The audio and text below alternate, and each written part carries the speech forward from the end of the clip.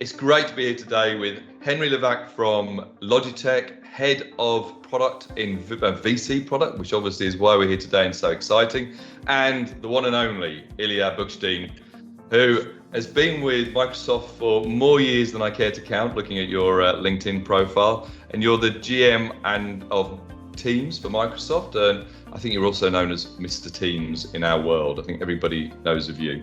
So we're here to talk about the relationship between your two great companies. I mean, you've got an amazing partnership.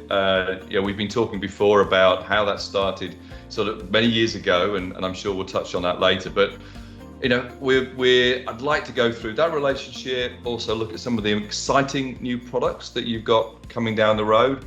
And then what I call the hybrid to heartache section, when we look at the move to the hybrid world, and how we're going to get it right, and what's the heartache of getting it wrong? Because I think there is a large responsibility on our industry to really help the world get back into the workplace and get back into education and medicine and all the other things that we touch as an industry that is a communication business, so to speak. So let's just start with you guys and how you work together. I think, Henry, where does it start? Where does that relationship start? How do you start working with Microsoft? Where did the ideas come from? That's a great question. We've I would say what's really special about both teams and how we kind of approach problems, it starts really with the end customer in mind. So a lot of what we do and a lot of what we think about really stems from what we're hearing, what we're seeing, and how we're interpreting it. And so where it starts is really it's the feedback. Our teams work really closely together. We're very open. We have a very great relationship that's spanned many, many years. And with that openness, we talk about what we see are the opportunities and how do we align both teams to work together. And I think there's a pretty long list of innovations we can point to very directly, and I'm sure we'll talk about it throughout today. But I would say it starts with really the customer, the user experience that we want to deliver, and working our way backwards. And is that? I mean, Ilya, you're in a teams first environment. Is it more teams first, then you look at a company like Logitech to create the hardware to bring your product to life, or is it a bit the other way around, or some sort of joint co-innovation? Kind of echoing what you said, I truly believe this. Hardware does bring these experiences to life. Whether when we're talking about real-time communication, you need hardware that makes you look your best self, sound your best self, connects you to the two of you on my screen in as rich a way as possible. And so we, at least in my role, and I really do believe this across teams, we do think of the hardware software experience all the time and how that could be made better. And you didn't ask me this, but I'll just jump in and add the thing I value about the relationship, just thinking back, is Logitech has been very, very similar to us, and I'd say almost a uniquely similar perspective about challenging the status quo in this space. When we talk, I think we were very aligned even years ago that every space should be video enabled. Every room in the home, every room in the office, everywhere in between. And it shouldn't be just the domain of boardrooms, and it shouldn't cost tens or hundreds of thousands of dollars. So that desire to kind of challenge where the industry is and democratize the experiences with really, for us, easy to use and approachable software, and with Logitech, easy to use, easy to deploy, easy to manage, approachable, high quality hardware, that I think is what makes the relationship really fun. So, I mean, it sounds like a marriage made in heaven, but like every marriage, you must disagree. So, where are the pain points, Henry? I'll let you get the first one in first. Yeah, where do you find the frustrations of working with such a big company like Microsoft? Definitely wouldn't call them pain points. I would look at it as very healthy, discussions where sometimes you have difference in opinion on user experience or time scale. But I think this is actually a very healthy thing to do. You actually want two teams that have maybe come from something from a very different perspective. We obviously have a very hardware view of the world. We think about kind of global hardware distribution, and maybe in Ilya's case, it is maybe a secondary aspect to it. But I think it's a healthy tension. It's a healthy sort of conversation, and then that's how you come up with the best outcome. Is you have the hardware, you have the software, things come together and kind of push one another into maybe a direction that would be maybe traditionally be a little bit less comfortable, but it's pragmatic and that's what the customer wants. So I actually view that as a very healthy sort of let's call it tension. No, that's right. I mean, I think like any good relationship or any good teamwork, you should be able to challenge each other. You know, if you can't challenge each other, you don't get the best result. And I think that's a great point, is the fact that if you can push each other to create better results, it's better for you both ultimately, and better obviously for the user. And Ilya, is there anything that, you know, when you look at Logitech's speed of development, I'm not going to ask you to criticize what they do, but where would you like to see things move more quickly? I mean, I think more from an industry point of view, not just Logitech development, because we're moving so quickly. Are there any areas which would be great to move faster? I mean, I'll start by saying I have just immense respect for the pace Logitech moves in already. It's one of our former execs that I speak to quite a bit is keen on saying hardware is hard. And right now, like, there's shortages of everything. And so the job that all of our partners do, and I think Logitech does incredibly well at managing that and still fulfilling once in a lifetime demand with shortages of supply, like, that's just an immense problem and an immense set of skills to get that done. So just huge respect. Boy, would I love for everything to move faster? Sure. I think Henry would say exactly the same thing about my roadmap. So I think, much like what Henry said, I don't think it's a source of like pain point. I think it's a challenge that we both always have, is to align our timeframes. And we have things we need to do in the user experience and evolving that. We've got to map it to what Henry and his team is doing in delivering devices. And that's why we have jobs. That's a good challenge to have. We'll get it done. I mean, sure, I can challenge Henry on why he'd ever want to build for any other platform in addition to Teams. But no, seriously, I think it's a great challenge to have, to align an ambitious hardware roadmap with what I hope you think is an ambitious software roadmap. That's an interesting point, the timetable. What time frame are you actually developing for now? How far out? My area is a little unique because we have gone to Microsoft from, again, at the risk of aging myself here, or dating myself, from like 3 to 5 year plans to quarterly. And most of Teams and most other places Microsoft do quarterly and some semester or half year planning. My area has to do longer term planning. Any new piece of hardware is at least a 1 year, if not a 2 year endeavor.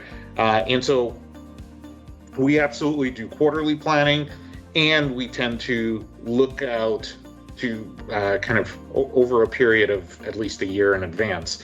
But that is challenging, I will say, in a agile software culture.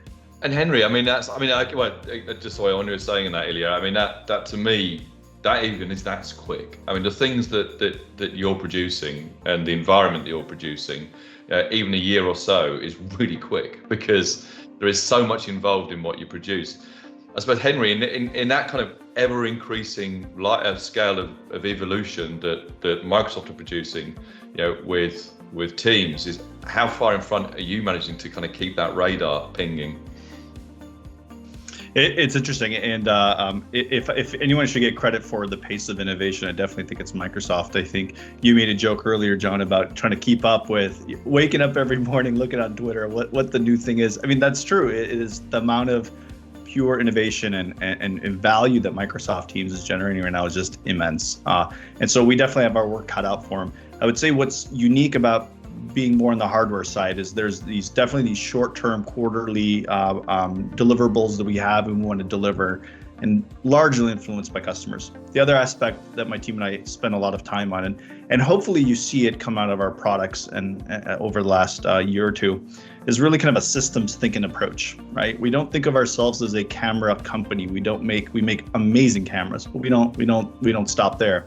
And so we do have multi-year roadmaps. We do have plans, and we are thinking several years ahead, because what we want to do is every time we release a new product, we want it to feel like a puzzle piece, right? Like now it's like, makes sense why they did it this way. Now I can plug it into this thing I already have.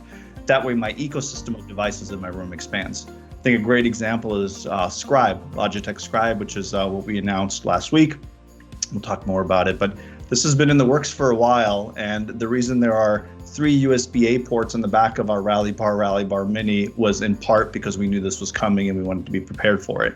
And then we know what's coming next, and so there's a lot of parts of the system that are already in place that some people don't recognize today, but one day when they see the other parts come in, they'll say, now it all makes sense. So we definitely think in trying to keep up with Ilya and some of these short-term innovations, and they are moving fast.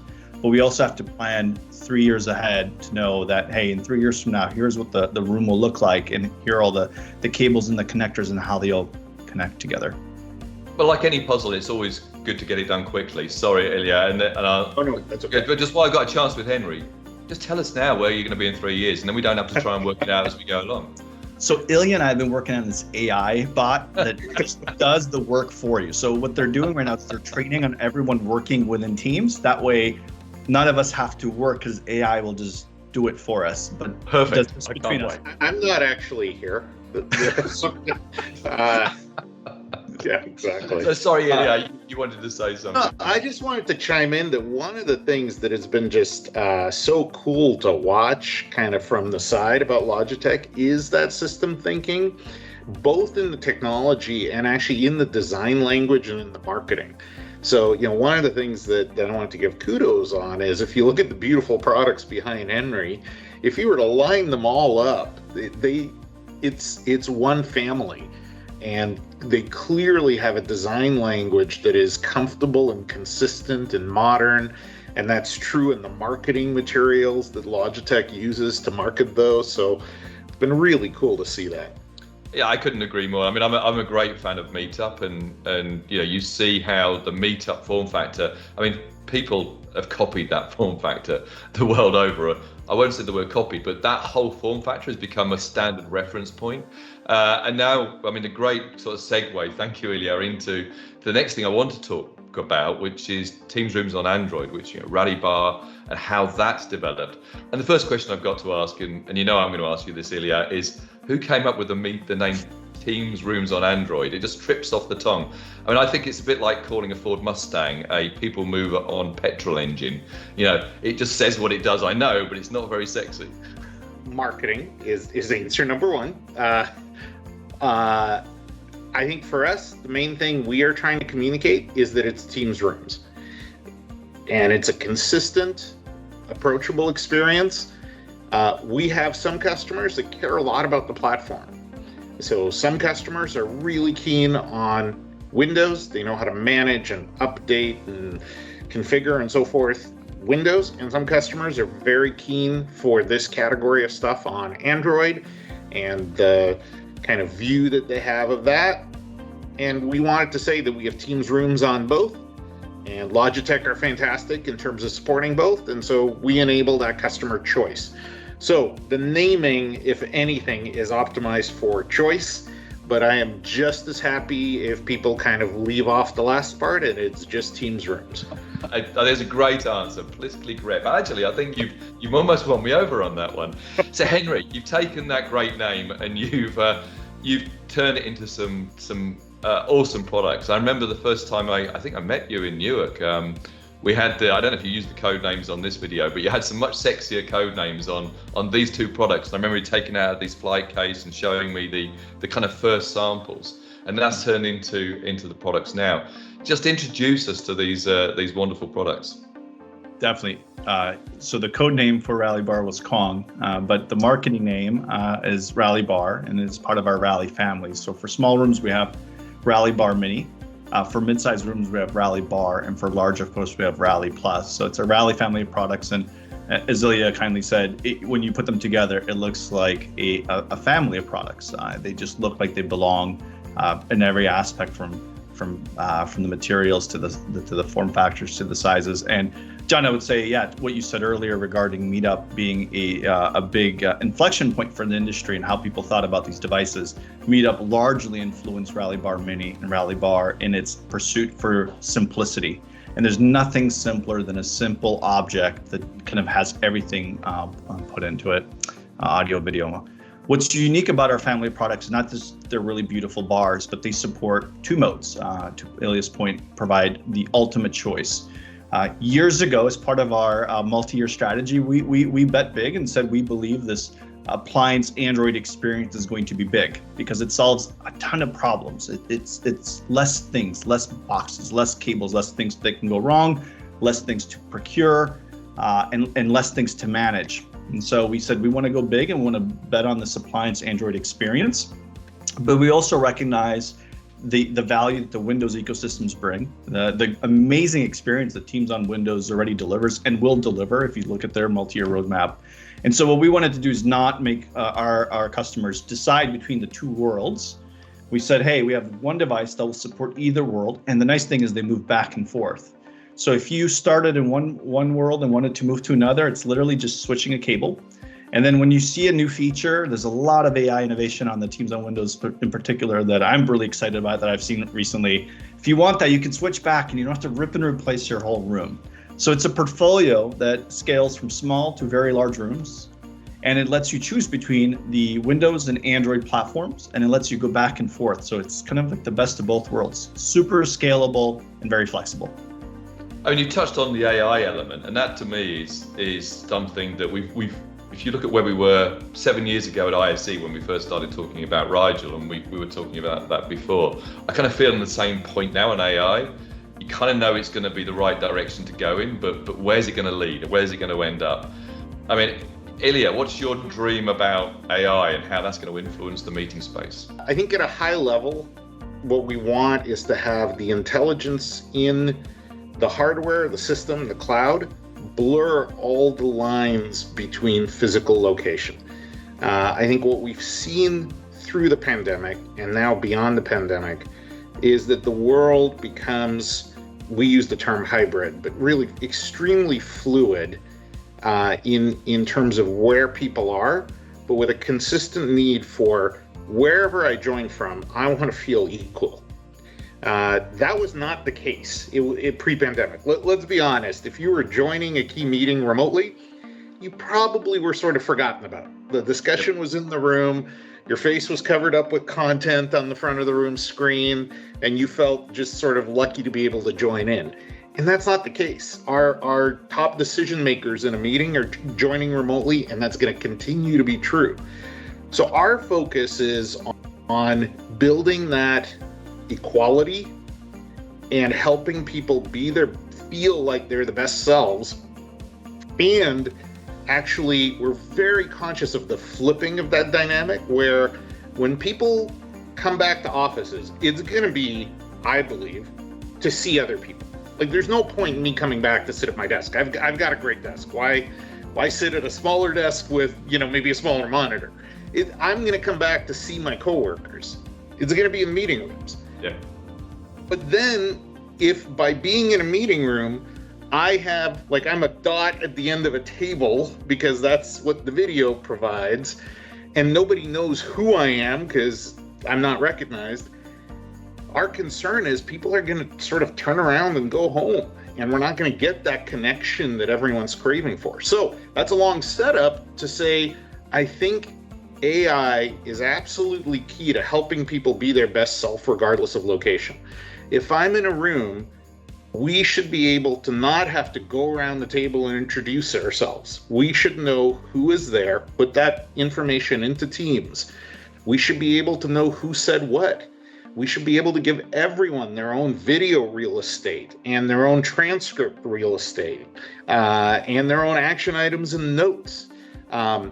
You shouldn't have to reach for a personal device to digitally raise a hand. You just have to raise a hand, and we reflect that.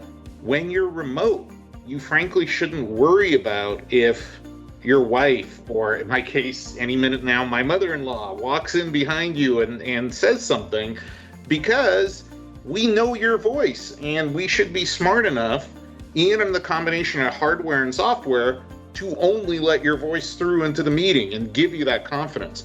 Those are just a few of the things that I think can be uniquely enabled through AI. Wow. I mean, that's a great view on the direction that you're taking teams. I mean, when you look at Rallybar, that's the start point. It's a device that's a very accessible device that can start to capture some of that experience.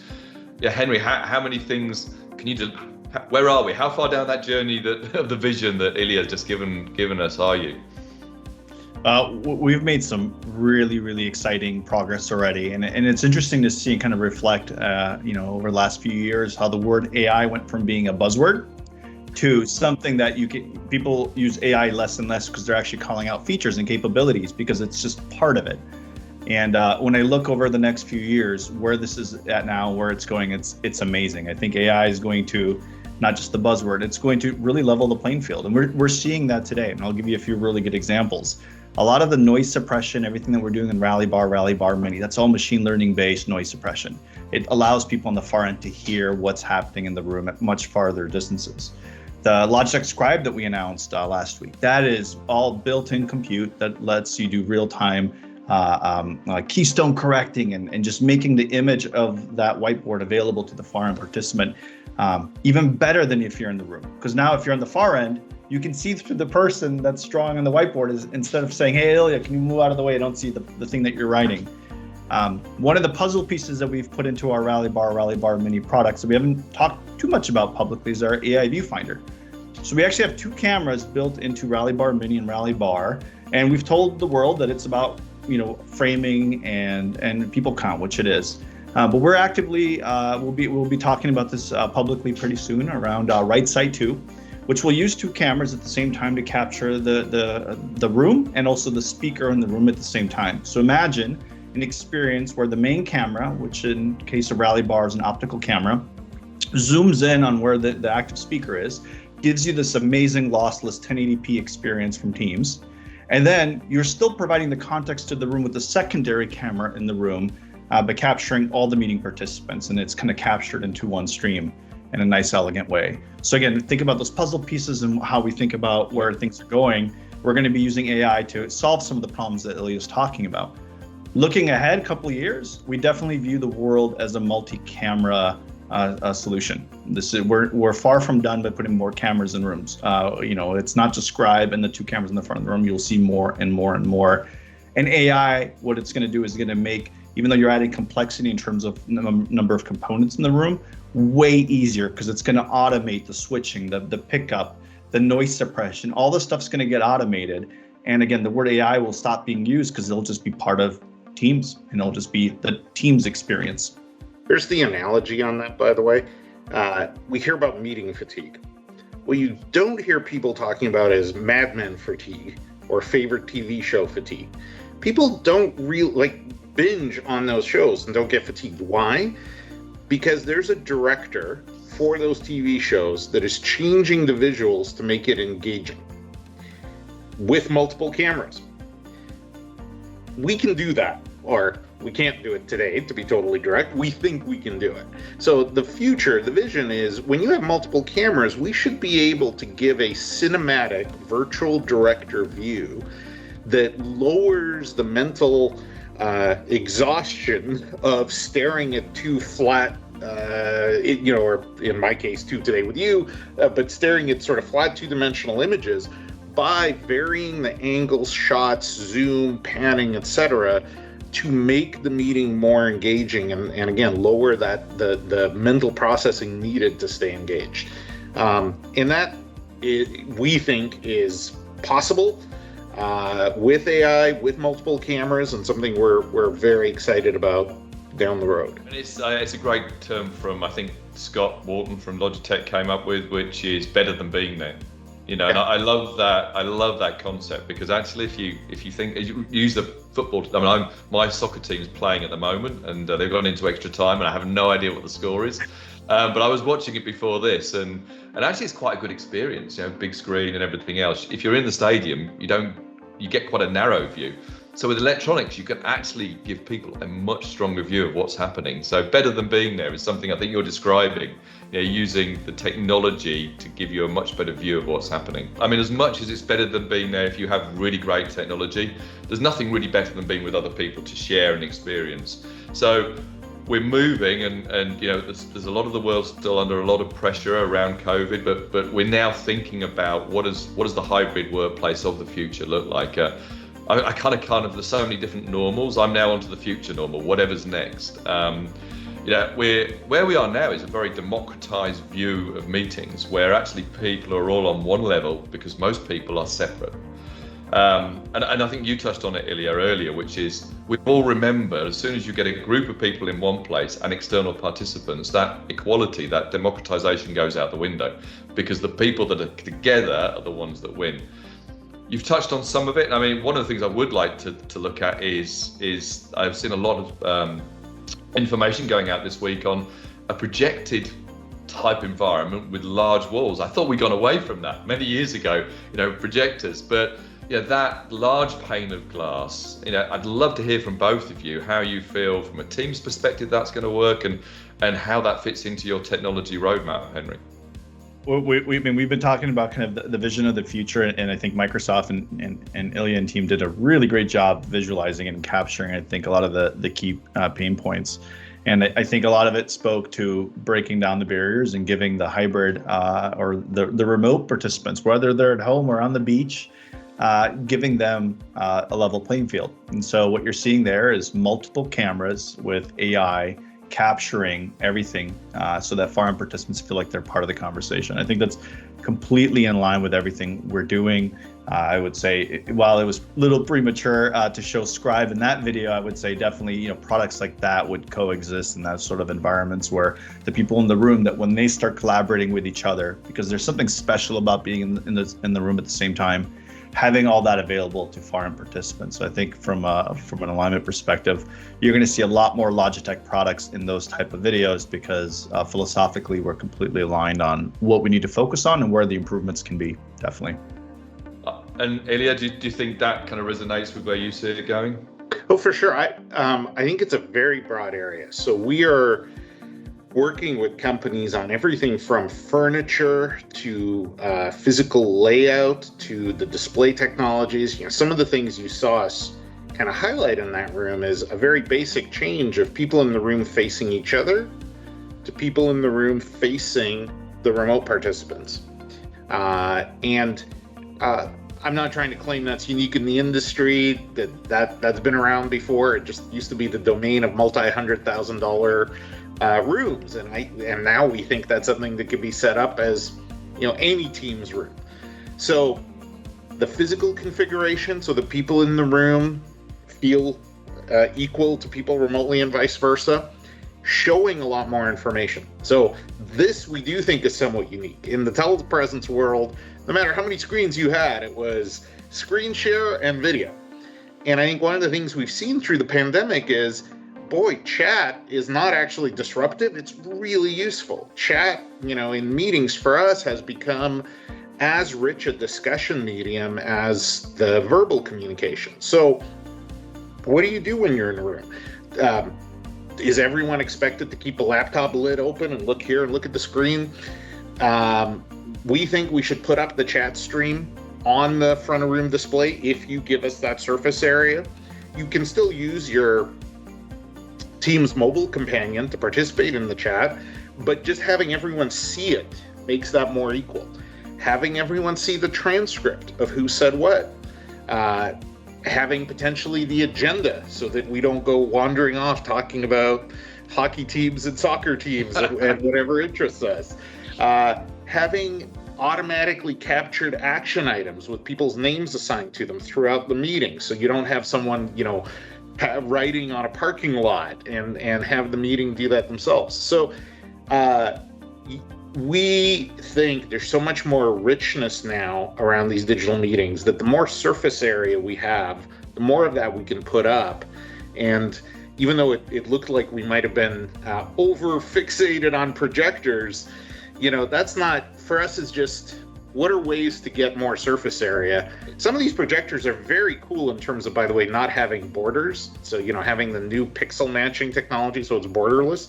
But whatever technology is used, I do think the future is a lot more digital space in these rooms. And it's interesting because this whole people process space technology and data, which has been added to the end, it's finally coming together. We haven't talked about digital workflow, and I wanted to touch on that because, in the hybrid world, that sitting in a Teams environment or whatever the platform environment and being able to access it everywhere from the home to the coffee shop to the huddle space to the meeting space. How do you see your products? Particularly Henry. How do you? I can see devices, so I can see your laptop device, your Surface Go, Surface Pro, whatever sitting in that. You kind of take that with you. How do you see Logitech playing in that digital workflow field?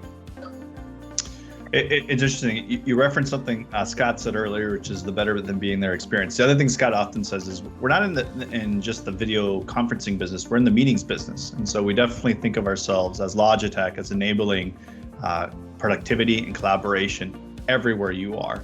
And I know we're known for our mice and keyboards, but it even starts at that level of being able to be part of any conversation and being part of that workflow, all the way down to the mouse and the keyboard, all the way up to being in the boardroom, like what Ilya showed in his vision in the future. So what you'll see from us throughout this year is we already have a huge focus on enabling you to work wherever you are, whether you're at home, in a classroom, or at a Starbucks. You will see more and more innovation from Logitech on that side in collaboration with Ilya. So we think we're pretty well positioned to be part of that conversation at every point of where people want to work. It's funny, isn't it? The one thing you guys need to solve, which is the one problem in this hybrid workplace and digital workflow, is the thing that we always look for when we go into a Starbucks is where's the power outlet? That's become, it used to be where's the Wi-Fi signal, and now the only thing that seems to be the challenge is not how you connect and how you communicate and how you collaborate, is how you just keep the power on. So that's the final piece. This has been a fascinating conversation. There's, I suppose, a couple of quick things. Obviously, another product that sits in the Logitech Sync stable. We've got managed meeting rooms, and we've got Teams Room Premium. Quickly, how do you guys see that managing the meeting space moving forward? Well, I think for us, it's about, again, providing both complete solutions for customers and providing some choice. We believe that for customers who get Teams devices and want to manage them themselves, everything they need should be in Microsoft Teams, the Teams Admin Center. Not saying that's there today. We are continuing to build out on that. We have a very exciting roadmap. As part of that, we integrate with partners. So we will be bringing capability to Teams Admin Center to manage peripherals from a firmware and updating perspective, and that's going to integrate with the Sync service from Logitech as well as others. So we absolutely are committed to TAC as a complete service. We also think there's going to be customers who, for various reasons, will say, we would love to have someone else manage these on our behalf. When it comes to room systems, whether it's the footprint they have or the partners they're already engaged. And so there will be two ways to do that. If they have a partner already who they work with everywhere and just sort of want to delegate to them, we'll have a work on behalf capability coming to the Teams Admin Center, and they could just delegate that. And then we have a set of partners who are building on the managed service that's part of Rooms Premium. And so there we bring our intelligence that we get from managing across companies, across tenants, all those signals in a managed service. A good analogy is kind of what we get with Microsoft Defender, where we have that on so many endpoints and we get signals about threats that I think customers may not even get themselves initially. So we get those signals about room health, room stability, various optimization conditions. We make that available through the managed service. We automate a lot of the implementation of those, and then our partners build on top of that for kind of the last mile. So all valid choices, and we make all of those available to our customers. And what I love about this, again, it's this early days of managing products, part of the modern management cycle as well with autopilot and actually enabling people to scale solutions quickly, particularly in this hybrid world where we have to go from maybe 10% coverage to 100% coverage, and how do you do that effectively? So we talked about, obviously a lot more products going and sitting under the umbrella of Logitech Sync now. How's that moving forward for you, and what's your vision of where that sits, Henry? It's going quite well, and you said it yourself. I think one of the aspects to the new norm, the new hybrid world, is video everywhere. Even though we talked a lot, if you actually look at the penetration, we have a lot more work to do as an industry, and we're working hard at it. And part of the challenge of that is, as you said, is manageability. So for us, we offer Sync. Sync is a very simple cloud-based device management platform, but we don't really think of it as just a UI, like an interface where you go manage things. To us, it is a platform and how we give choice into managing our devices. So we're actively working on various ways to kind of expand it. So we've announced several partnerships in the past. We are actively working on integrating our devices to be managed through Teams Admin Center, like the Teams on Android devices, Rallybar Mini will be managed entirely through Teams Admin Center. And we won't stop there, because our customers are asking us first to do more, make things simpler, make things easier. Go into one portal and just hit an update button and everything gets updated magically. That's what we're trying to do. So to us, Sync is it's a tool, but it's also an open platform, really about delivering choice to support our customers' need for scalability and putting video everywhere. Excellent. I think my biggest takeaway for this last 20 minutes or so is just phenomenal.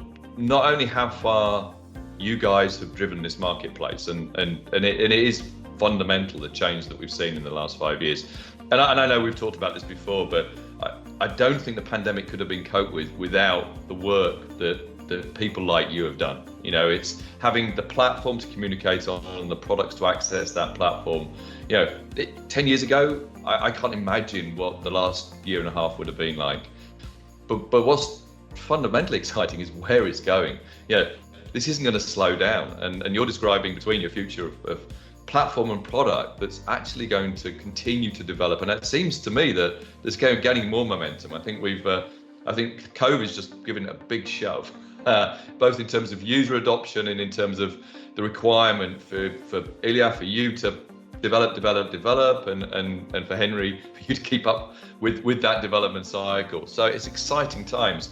I mean, when this is moving so quickly, last question to both of you, what keeps you up at night? What really do you worry about? There's a lot we can get wrong.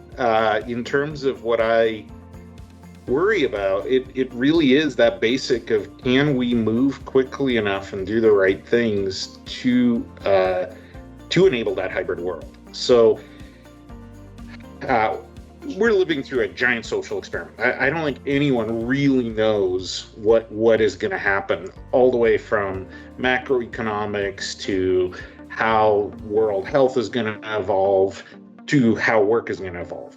And there's some very exciting trends. So personally, I'm excited about the opportunity to bring more people into the workforce, regardless of where they live. The fact that I'm now hiring folks who are living in different locations, and I've got some confidence that they'll be able to collaborate effectively. I'm really excited about that. But what I worry about is that collaboration is dependent on, at least for our customers, on what we do and what we do jointly with Henry. As I said kind of early on, boy, I worry if people go in the meeting rooms and they don't feel like they're fully participating well, they're going to turn around and walk back, and we're going to be in an all remote world even when offices are open, and that's not great. So can we deliver quickly enough to really enable the vision? That's what keeps me up at night. I love that point, actually. If you do really, really well, is that really, really good? If we are all saying we collaborate so well with that meeting, are we going to end up in this weird dystopian world where we never meet, which would be a worry. Henry? I'll maybe give you two quick answers. I would say when COVID first hit and we started seeing the reports and things started closing down, we started getting a lot of inbound pictures of our products being utilized in some very, very important situations. People talking to loved ones, governments working through this. And I think it was a very touching moment where a lot of us felt playing a very small role in this problem, but recognizing that our products are now something that are almost a utility in some ways, right? Like before it was this video thing, now it's like this is actually what things live on. So to us, this is a huge responsibility. We take it very seriously. The second part I think we have to think about is, okay, so we're going to get video everywhere, and we're going to make the hybrid employees experience better and more equitable. What happens next? And I think the thing we need to think about is how we manage people's work-life balance in this new hybrid world. Is you get the ability to hire the best people anywhere in the world, and you get the best minds to solve really complex problems. Challenge you run into is you have a bunch of people in different time zones, and how do you allow them to all work together without burning themselves out? We're seeing this already where you're up in the morning talking to Europe, you're working with the US team during the day, and you're up with Asia Pacific at night.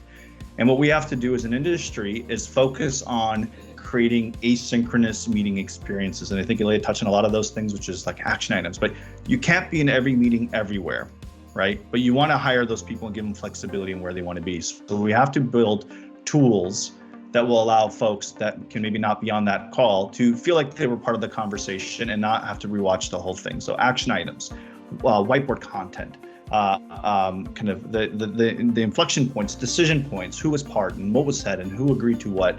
I think we have to really focus in on that. Once we get the hybrid kind of key hybrid enablers in place, we have to think about what people's work-life balance is like and how do the teams actually collaborate in this new world. That's a really good point. I mean, I think the record button, I think, is one of the most amazing things. I mean, actually be able to record meetings. So that stopped me having to attend meetings out of weird time zones than I would have done before. And I do watch the recordings, and that's a start point. I mean, the other one is, I suppose, Ilya, would be Viva, and somebody like Microsoft. I mean, it might be worth quickly, because a lot of people might not know Viva and how that could impact on what Henry was just saying. Viva is an exciting addition based on Teams, where we can help you with insights about what your employees do, what is being discussed, and then what is of interest to you. So I will get an email, for example, that says, Logitech, we think Logitech is a video communications company. Is that true? Yes. Are these projects you're doing with Logitech? Yes. And then based on that, Viva learns and actually flags content that I should pay attention to without me having, FOMO about key things at Logitech that I maybe missed. So I also get a report that says, boy, Ilya, for the last 12 hours, you've answered at least one email per minute or something, and you should probably schedule some time where you're off email. So we try to provide insight about how we work, and as part of that, really focus on helping with habits like taking breaks, like getting up, like scheduling time in between meetings that we know reduce fatigue. Yeah, my trick is I've got to walk the dog. I do schedule walking the dog every day for 45 minutes, because that dog does not let me get away without walking them. So I love the conversation. We could be here for another hour. Thank you for your time, but also, thank you for what you're both doing to make the world a better place. And that sounds really big, but I think, Henry, you were suitably demure about this, but the way the products have been used and the way the products have been used has just made it so much easier for everybody in the last year and a half. And I'm really excited to see where we go from here. So thank you very much. Thank you. Thank you both, and thank you for the partnership.